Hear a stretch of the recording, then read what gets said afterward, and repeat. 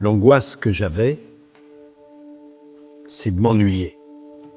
Et j'ai bien vu que la vie qui m'était promise, elle était trop petite. Que le cadre était trop fermé. Et donc, j'avais pas le rêve d'être président de la République tout de suite, mais j'avais, pas le rêve, la volonté de monter le plus haut possible. Et je peux vous donner ma parole d'honneur qu'il n'y en a pas un qui était capable de me dire non. Toute ma vie, on m'a dit, tu vas trop vite, reste tranquille, c'est pas pour toi. Et tous ceux qui m'ont dit, c'est trop tôt, c'est les mêmes que ceux qui m'ont dit, c'est trop tard. Ne jamais écouter les conseils de ceux qui vous disent, c'est trop grand. La vie se chargera de limer vos ambitions. Vous les limez pas vous-même. À fond. On part à fond et on accélère. C'est pas sûr que ça marche, mais si vous faites ça, c'est certain que ça marchera. Et les conseils, et je vais vous dire les conseils, souvent les pires, c'est les conseils de ceux qui vous aiment. Parce que ceux qui vous aiment veulent vous protéger. Et pour vous protéger, ils appuient toujours sur la pédale du frein. Moi, j'adorais ma mère, qui n'est plus là, qui était vraiment merveilleuse, qui travaillait beaucoup, qui était seule. Elle pensait toujours que ça allait trop vite. Quand je suis devenu maire, elle m'a dit, voilà, t'es tranquille. Puis je suis devenu député. Ah, t'es content, là. Puis je suis devenu ministre. Je l'ai invité. C'est la première fois que j'ai invité à déjeuner. Ah, Nicolas, là. Tranquille. Et quand je suis arrivé à l'Élysée, il m'a dit, enfin, là. J'ai dit, maman, il y a l'Europe. Il y a le monde.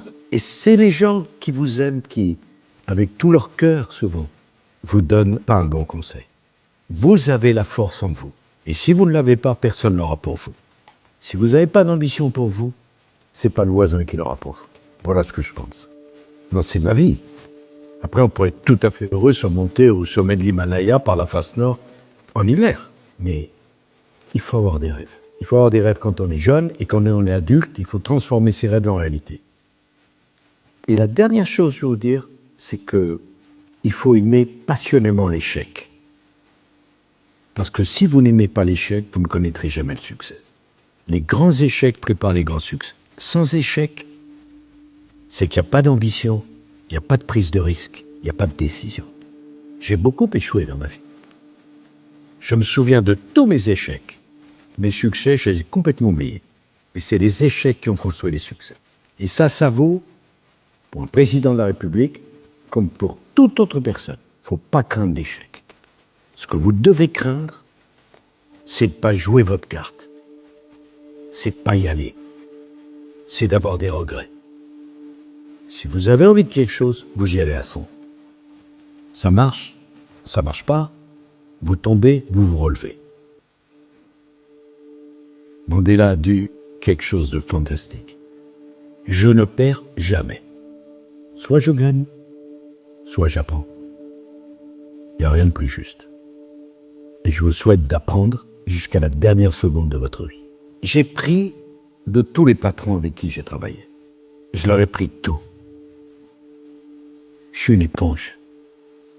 Je les regardais faire. En me disant un jour, je serai à ta place, toi. Mais j'avais pas un modèle avec une photo dans ma chambre. J'ai travaillé avec Chirac, je travaillais avec Juppé, je travaillais avec Séguin, je travaillais avec Giscard, je travaillais avec Mitterrand, je travaillais avec Balladur. De tous, j'ai pris. Et de tous, je me suis dit, je vais être mieux que toi. C'est pas de l'arrogance. Mais il faut de la confiance. Faut pas regarder comme le cobra charmé par un charmeur de serpent.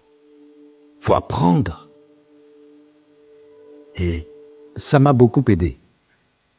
De tout, j'ai appris, y compris de ce que j'aime pas chez eux. J'ai appris de Chirac l'énergie. J'ai appris de Balladur les dossiers. J'ai appris de Giscard la précision. J'ai appris de Mitterrand la royauté.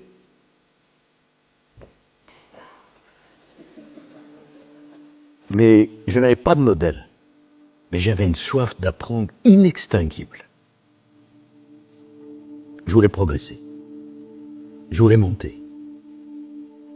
Je voulais voir là-haut s'ils faisaient meilleur. Et quand j'ai été élu, c'est comme une enclume que j'avais en moi, que j'ai pu poser enfin sur la table. Je l'ai fait. C'est pourquoi on dit la jeunesse c'est le plus bel âge. Ça veut rien dire. D'abord, la vie n'est qu'une succession de renaissances.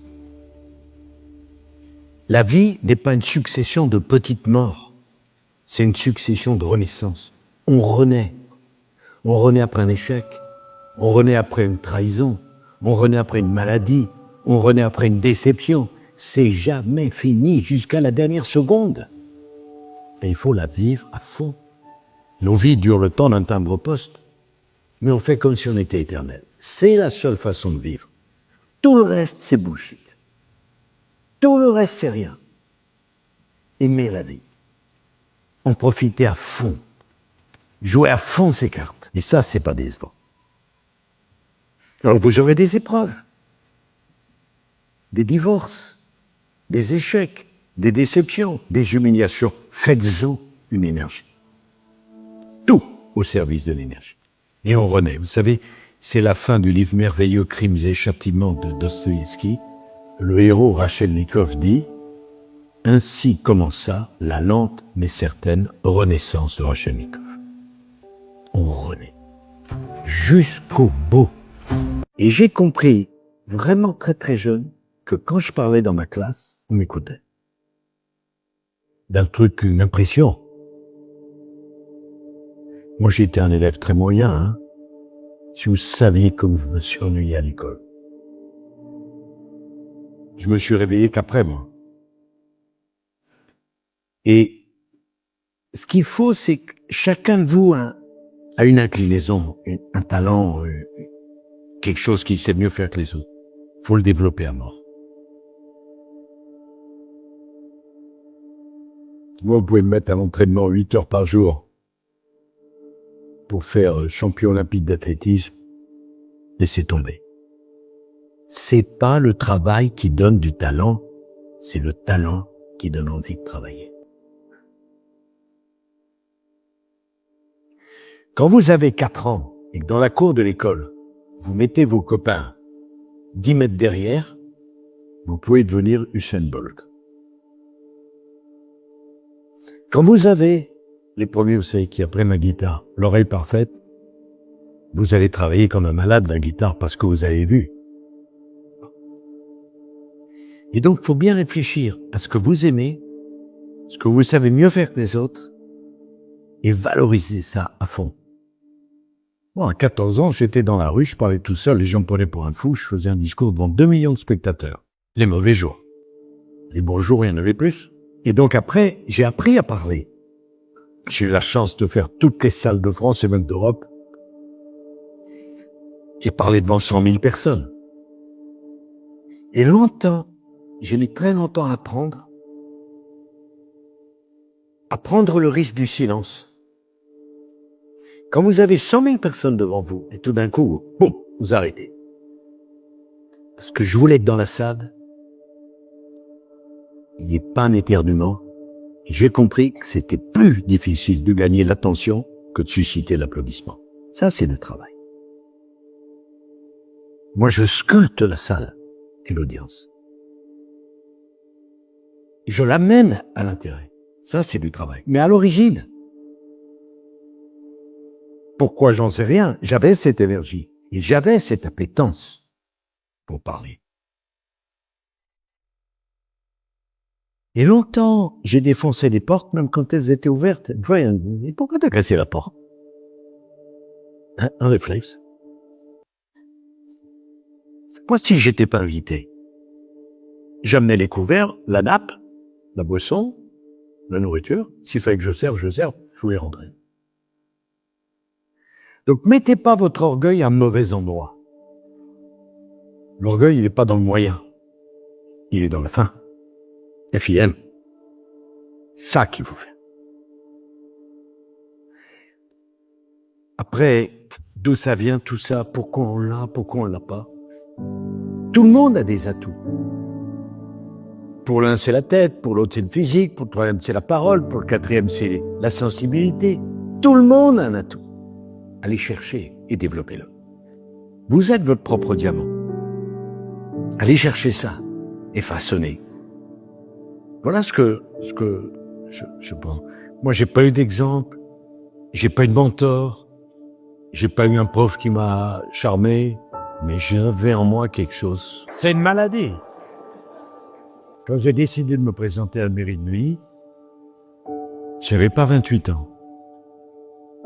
Toute ma famille s'est réunie. N'y va pas, ils vont me tuer. J'ai quitté la table. Je ne leur ai réadressé la parole qu'une fois élu. Ils m'aimaient. Je veux dire quelque chose de très personnel. Quand j'ai divorcé d'avec Cécilia, en octobre 2007, moi je l'ai subi. Et ma pauvre mère m'a dit, je t'ai président de la République. L'amour, c'est fini. Mais je dis, tu sais à qui tu parles? Un mois après, je rencontrais Carla que j'avais jamais vue. 2 mois et demi après, on était mariés. Je suis un type qui prend les décisions. Rien n'était perdu. Rien. Oui. Eh bien, moi, je vous dis une chose. Tous, vous allez avoir des déceptions personnelles et amoureuses. Alors, si vous en avez pas, moi, je veux pas être votre copain. Mais vous apprenez de ça.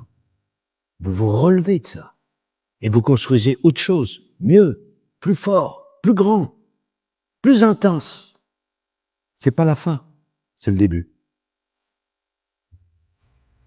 En matière de mariage, moi, je me disais, si un jour je suis président, je veux être un homme vivant.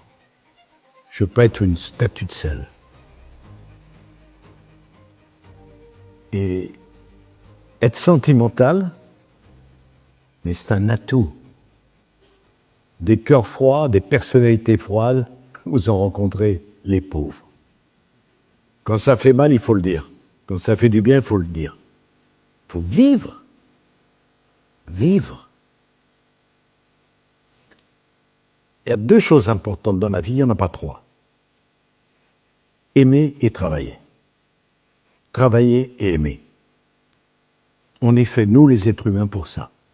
Travailler et aimer et travailler. Il n'y a rien d'autre. Et il ne faut pas opposer l'un à l'autre. Parce que qu'est-ce qu'elle vaut, votre vie professionnelle, s'il n'y a pas d'amour, il n'y a pas de sentiment?